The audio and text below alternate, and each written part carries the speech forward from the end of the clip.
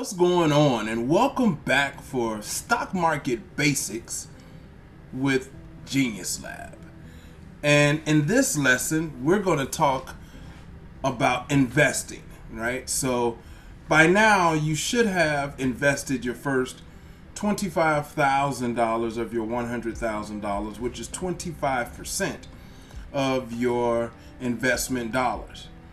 Now we're going to talk about how to really decide the best investment strategy for you.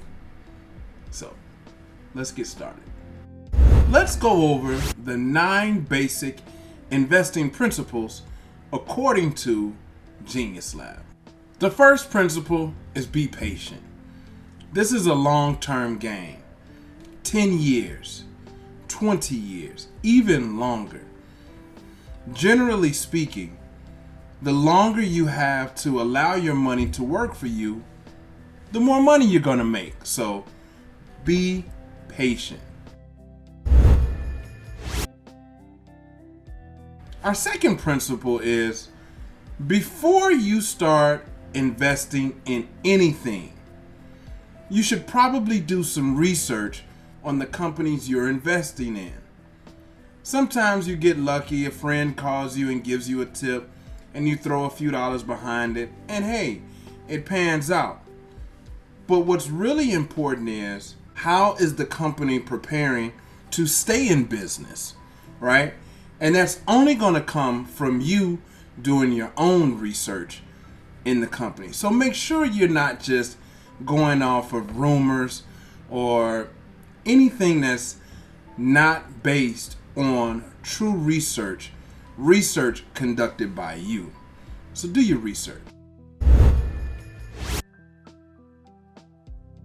Practice your best to buy and hold the investment. If you buy a company, you buy it today, you know this is at least a 10-year game.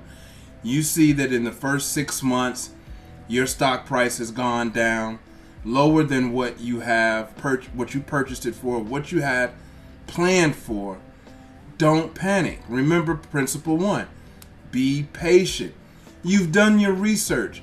You know that the company has big plans. You believed in it enough to buy stock in it. Hold on. Hold up.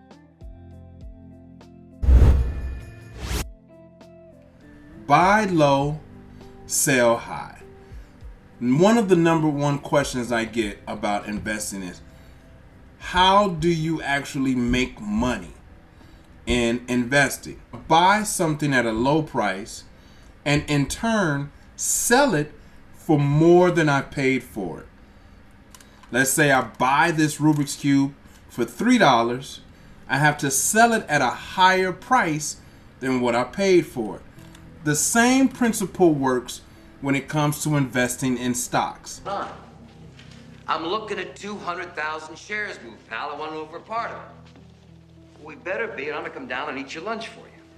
You buy the stock at a low price, right? You will decide when to sell the stock anytime it's higher than what you paid for.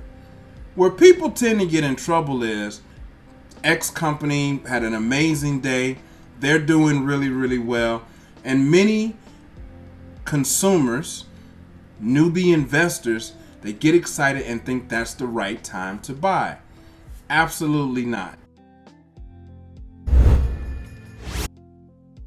But in the case that you buy a stock at one price and it dips lower than what you paid for it, that may be a great opportunity for you to buy more of that stock. Consider, you've done your research, you're being patient, you believe in this company.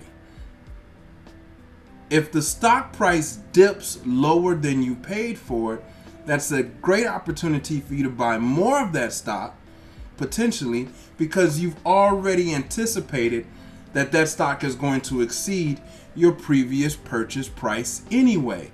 So buying the dip is also a great way to leverage your money over a longer period of time and potentially have higher gains.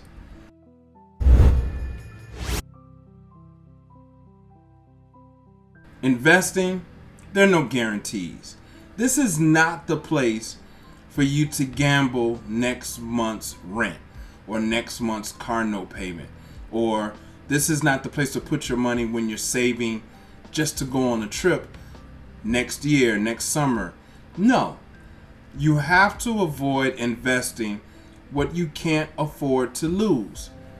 You know, I use this example all the time. I think if I have enough money where I can order out to Uber, I have a subscription service to more than one streaming platform like Hulu and Netflix and Amazon Prime Video, and the list goes on, then maybe you can afford to invest, because you have to remember that there is a chance that you will lose some money. There is a chance that you will lose money. So you don't want to invest any money that you actually need. If you can't afford to lose it, don't invest it. And I don't care that Warren Buffett is your favorite. No one knows. Absolutely no one knows what the market will do. So truly you're taking some risk here. Historically, the markets are up. Historically, if you've invested over the last 30 years, you have seen a return on your investment. That does not mean that it's guaranteed. That does not mean that you're going to pick the right investments or the right companies to invest in. It doesn't mean that your company is guaranteed to have a return. What it does mean that overall, the markets have returned more money to investors than investors invested. Okay? So no one knows what the market will do. Keep that in mind.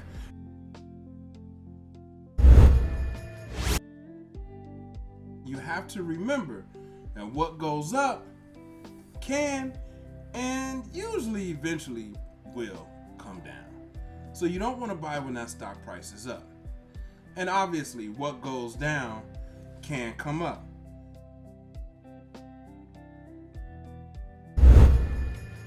Now some of you may be saying, Professor Stu, how do I know which companies I should be investing in? And I would tell you, I don't know. It's all going to depend upon you and your interest level. And they'll say, well, what should I be looking for? What are some red flags? You might want to look at leadership. Who's the CEO? What have they CEO'd in the past, right? What is their track record? Where are they in the news? Have they been involved in any scandals or anything of that nature? Or are they a proven CEO that has always turned organizations around or led organizations into growth, sustainable growth, responsible growth over long periods of time?